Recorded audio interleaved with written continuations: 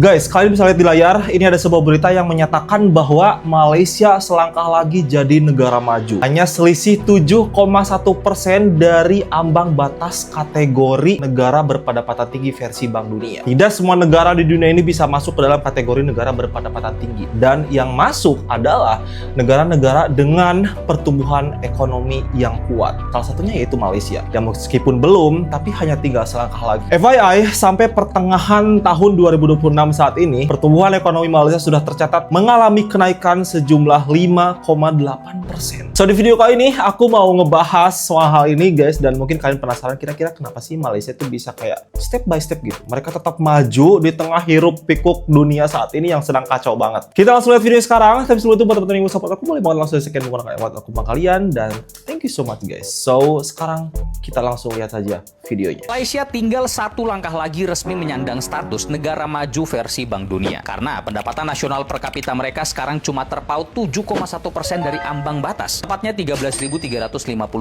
dolar Amerika atau sekitar 252 juta rupiah per orang per tahun. Sementara garis batas negara berpendapatan tinggi ada di 14.375 dolar. Dan capaian ini ditopang pertumbuhan ekonomi 5,8% di kuartal kedua 2026 dengan inflasi 1,9% dan pengangguran 3%. Menteri Ekonomi Akmal Nasrullah Mohnasir mengumumkan ini saat peluncuran laporan OECD di Putrajaya. Namun dia sendiri mengaku masih ada pekerjaan rumah yang besar. 35,6% pekerja berpendidikan tinggi di Malaysia itu masih terjebak di pekerjaan yang ada di bawah tingkat keahliannya. Dan buat catatan sejarah, ini negara yang di era 1970-an masih mendatangkan guru-guru dari Indonesia loh. Dan saat ini tinggal menunggu langkah tertentu untuk menjadi negara maju. Ingat ya, dulu Malaysia pernah mendatangkan guru dari Indonesia karena di sana mungkin kekurangan tenaga pengajar. Tapi lihat sekarang, negara Malaysia perlahan tumbuh, perlahan maju, tidak memperdulikan apapun, tidak sibuk ngejelekin negara orang gitu. Kalian tinggal hanya menunggu beberapa waktu lagi, status negara kalian udah langsung berubah.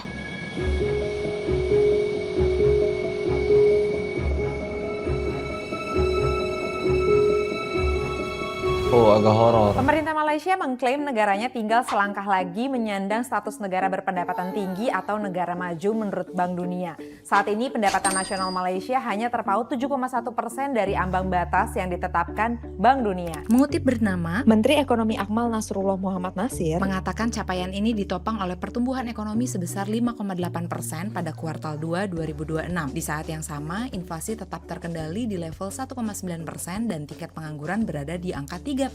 Ia mengatakan momentum ini akan dijaga dan ditingkatkan untuk menjadi produktivitas yang lebih tinggi, lapangan kerja berkualitas, dan peningkatan pendapatan bagi masyarakat Malaysia. Berdasarkan data pemerintah, pendapatan nasional bruto per kapita Malaysia pada 2025 mencapai 57.200 ringgit Malaysia atau sekitar 252 juta rupiah. Angka tersebut masih berada di bawah ambang batas negara berpendapatan tinggi menurut Bank Dunia yang sebesar 14.375 US dollar. Ia mengatakan pemerintah akan mempertahankan target pertumbuhan tahunan antara 4 dan 5% untuk tahun 2026 yang didukung oleh permintaan domestik, investasi swasta, ekspor, dan sektor-sektor intensif teknologi termasuk semikonduktor dan pusat data. Di sisi lain, Akmal mengatakan bahwa berdasarkan survei ekonomi OECD, Malaysia 2026 masih ada tantangan struktural yang masih dihadapi Malaysia, di mana sebanyak 35,6% pekerja berpendidikan tinggi masih bekerja pada pekerjaan yang tidak sesuai dengan tingkat keterampilan. Oh, itu diperhatikan oleh Malaysia. Ia mengatakan bahwa di bawah rencana pembangunan jangka menengah ke-13, pemerintah akan memperkuat penyelarasan kurikulum dengan kebutuhan industri dan memperluas pendidikan dan pelatihan kejujuran dan teknik, akademi di industri, dan program peningkatan keterampilan di bidang semikonduktor, kecerdasan buatan, dan ekonomi digital. Sementara itu, defisit fiskal federal menyempit dari 5,5% dari produk domestik bruto pada tahun 2022 menjadi 3,7% pada tahun 2025. Pemerintah tetap berkomitmen untuk mengurangi defisit menjadi 3% atau lebih rendah pada tahun 2030 melalui bantuan yang lebih tepat sasaran dan pengurangan kebocoran sambil melindungi kelompok rentan.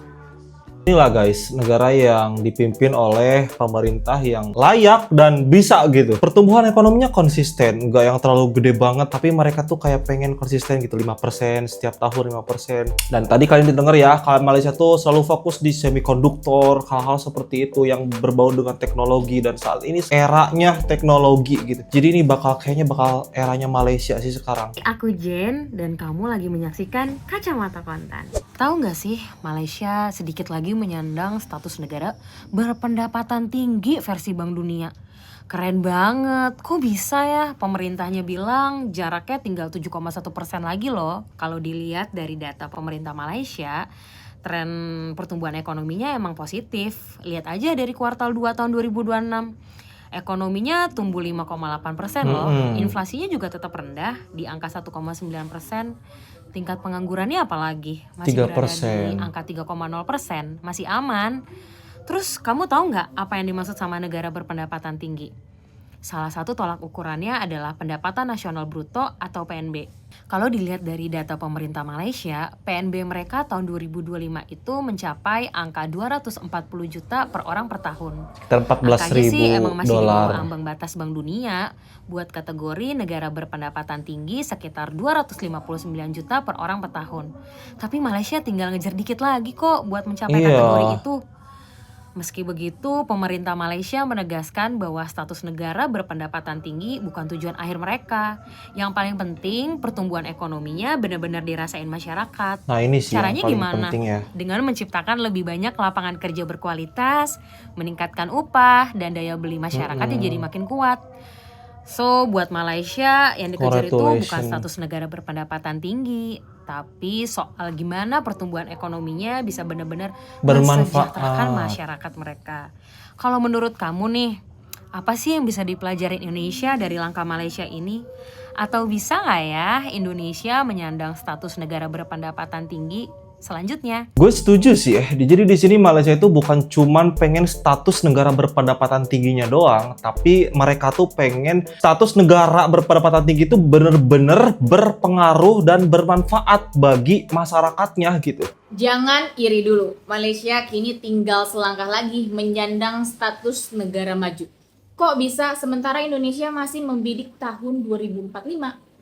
Menurut laporan Bank Dunia yang dikutip Kompas, Malaysia kini sudah sangat dekat memenuhi syarat sebagai negara berpendapatan tinggi. Salah satu indikator utamanya adalah pendapatan nasional bruto atau Gross National Income atau kita sebut GNI per kapita. Jika melewati ambang batas yang ditetapkan Bank Dunia, sebuah negara bisa masuk kategori negara berpendapatan tinggi. Malaysia berhasil mendekati target itu berkat pertumbuhan ekonomi yang stabil, investasi yang terus mengalir, serta ekspor produk bernilai tambah seperti semikonduktor dan sektor jasa modern. Sementara itu, Indonesia masih menargetkan menjadi negara maju pada 2045, bertepatan dengan 100 tahun kemerdekaan. Tantangannya pun tidak ringan, mulai dari peningkatan produktivitas, kualitas SDM, hingga mendorong industrialisasi yang lebih kuat. Kalau Malaysia resmi naik kelas menjadi negara maju, menurut kamu apa pelajaran terbesar yang bisa diambil Indonesia? Menurut gue ya, pelajaran besar yang bisa diambil Indonesia ketika Malaysia menyandang negara maju adalah maksimalkan potensi yang ada di negara kita sendiri. Dan yang paling penting adalah kurangi korupsi. Itu sih menurut gue, gak bakal ada kemajuan kalau negara ini terus dipenuhi oleh korupsi. Infrastruktur di Malaysia nih, kalian bisa lihat video ini sekarang, itu benar-benar diperhatikan banget guys. Mari kita lihat negara yang tidak dikuasai sama keturunan Londo Ireng ya guys. Apakah kalian melihat jalan berlubang? Oh tentu tidak, karena anggarannya Lihat dijalankan jalannya dengan ya. tepat, tidak dengan Lihat di sendiri markup dong. anggarannya dan dijadikan lahan korup seperti MBG, Kopdes, kipas angin 1,8 triliun. Nggak mau bangga-banggain negara orang ya, tetap cinta NKRI. Tapi di sini listriknya tuh kagak ada yang mati berhari-hari. Nggak ada tuh yang meninggal karena antri BBM. Nggak ada yang susah nyari lapangan kerja. Nggak ada juga Fufu Fafa yang janjiin 19 juta lapangan kerja. Pajak jelas dari rakyat kembali ke rakyat berkali-kali lipat. Jangan ditanya bagaimana warga emas di sini dimanja sama kerajaannya. Bikin WNI kayak gue iri dengki. Ya tapi gimana ya, secara Indonesia kan lebih kaya ya. Dari segi sumber daya alam aja tuh melimpah. Tapi tetap aja ada lansia yang bilang warga Indonesia nggak mimpi buat kaya raya. Ya namanya juga keturunan Londo Ireng yang berkuasa. Di sini itu ya, kalau ada rakyatnya yang sengsara, yang melarat, pejabatnya itu malu guys, merasa nggak becus sekali jadi pejabat ya kan. Tapi kalau di sebuah negara, rasa nggak tahu malunya itu lebih kentara dari sebuah integritas. Ya bukan kata gua, ngomongin fakta ini mah. Bayangin aja, Al-Quran aja dikorupsi, dana haji dikorupsi, MBG dikorupsi, sampai yang paling menyakitkan makanan hewan pun dikorupsi. Itu jahat sih, korbannya udah di tahap enggak bisa ngeluh lagi. Padahal ngakunya tuh beragama ya kan. Setan pun cium tangan mah bolak-balik ke beliau. Udah berapa lama merdekanya? Kok jadi negara berkembang terus ya? Mau heran nanti dibilang antek Soros. Mau nggak peduli pajak tetap jalan. Pokoknya galak sama rakyat, jinak sama koruptor. Tapi uang rakyat tetap suka dan dinikmati. Apa yang bisa diharapin dari macan lansia didampingi teddy bear? Kucing Anggora dengan IPK 2,3. Ngomong Indonesia emas pula tuh dengan keras dan lantang.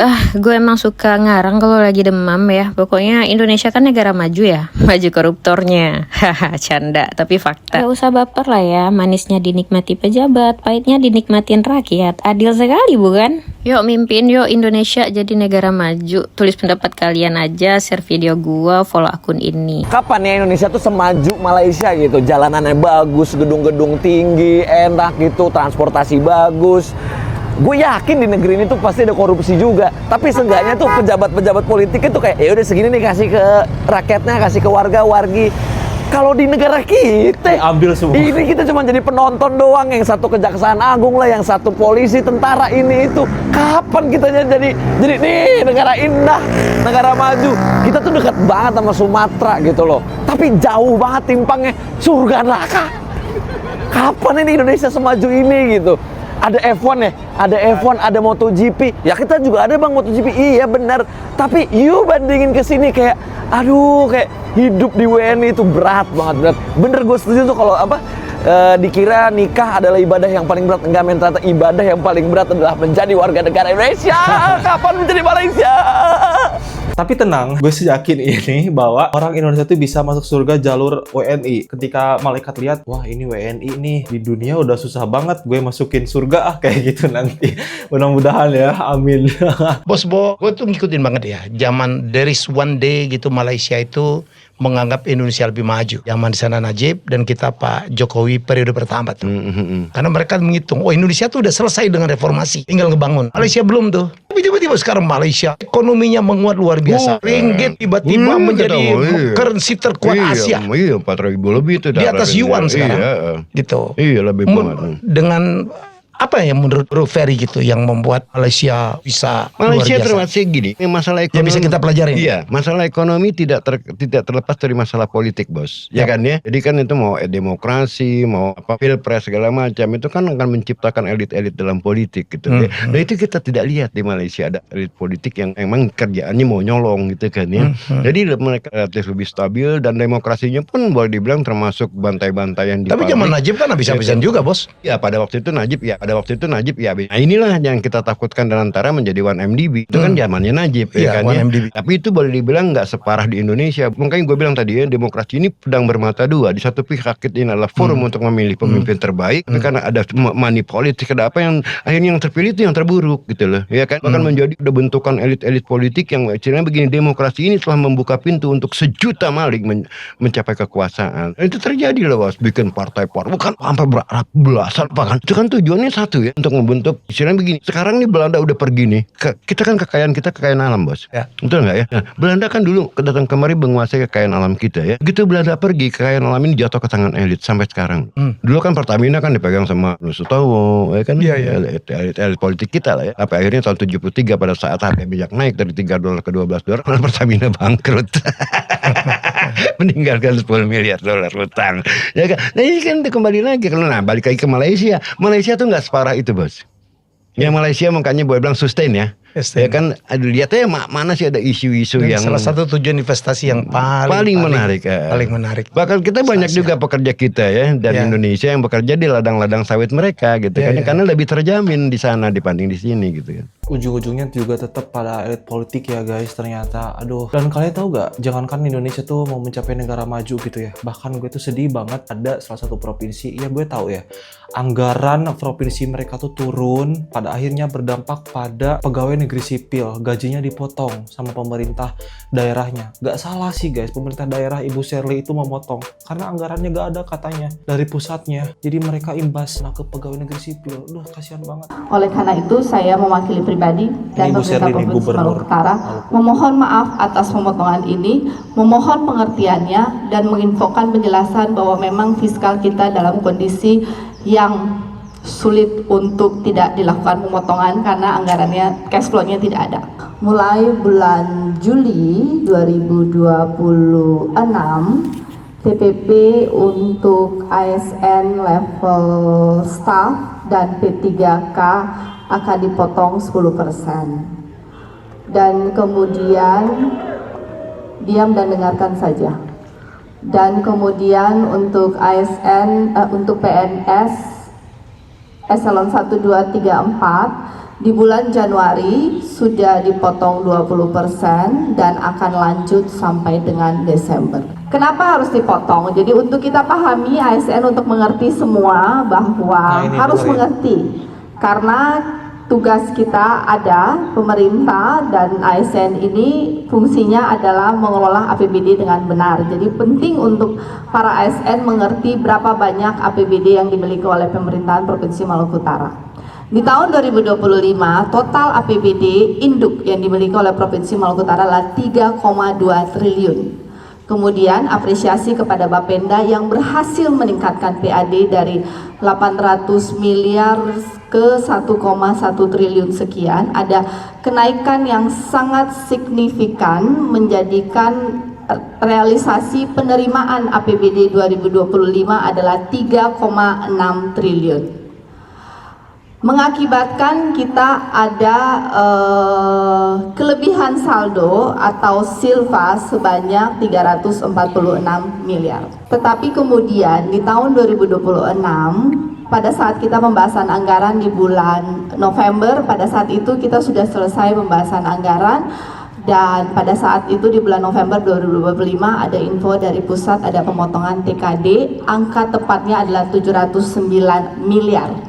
709 miliar itu terdiri dari 500 miliar pemotongan dana bagi hasil dan 200-an dari DAU. Kasihan banget ya, ini imbas pemotongan dari pusat sehingga ke anggaran APBD Maluku Utara juga terpotong. Akhirnya imbas kepada para guru dan pegawai negeri sipil. Bukan cuma guru sih sebetulnya, mungkin tenaga kesehatan juga. Kasihan menurut gue guys. Dan gue tahu Bu Shirley juga melakukan itu bukan tanpa alasan. Mereka itu juga untuk menyelamatkan Maluku Utara gitu. Karena gue tahu ya, kerjanya Bu Shirley ini sangat bagus sekali dan sangat pro sekali pada rakyat. Beliau juga terpaksa melakukan ini karena anggarannya habis. Itu gue habis karena apa? Mungkin kalian bisa nebak habis karena apa? Congratulations buat Malaysia, kalian tinggal selangkah lagi untuk mencapai negara dengan pendapatan tinggi. Harapannya mudah-mudahan suatu saat Malaysia bisa sampai ke tahap itu dan bukan cuma status doang, tapi bener-bener bisa mensejahterakan seluruh rakyat Malaysia gitu. Doakan kita guys, semoga di sini juga kita bisa menyusul, memperbaiki apa yang salah, apa yang kurang baik. Ada sekali yang perlu dibenahi di negara gue sendiri. Tapi gak perlu jauh-jauh kita benahi diri kita, mulai dari hal-hal kecil. 7,1% bukan angka yang besar, tapi bukan angka yang kecil juga. Perlu konsistensi dan perlu keseriusan dari semua pihak, dari dukungan dari kalian juga supaya Malaysia bisa segera mencapai negara dengan status berpendapatan tinggi. Congratulations guys. Ya meskipun belum, gue mau ngucapin congratulations. So guys, mungkin itu video kali ini. Thank you so much for watching. Buat teman-teman yang mau support aku, boleh banget langsung di-scan menggunakan e-wallet atau kode kalian. Dan thank you so much. Saya Danfir pamit. Wassalamualaikum warahmatullahi wabarakatuh. Bye bye.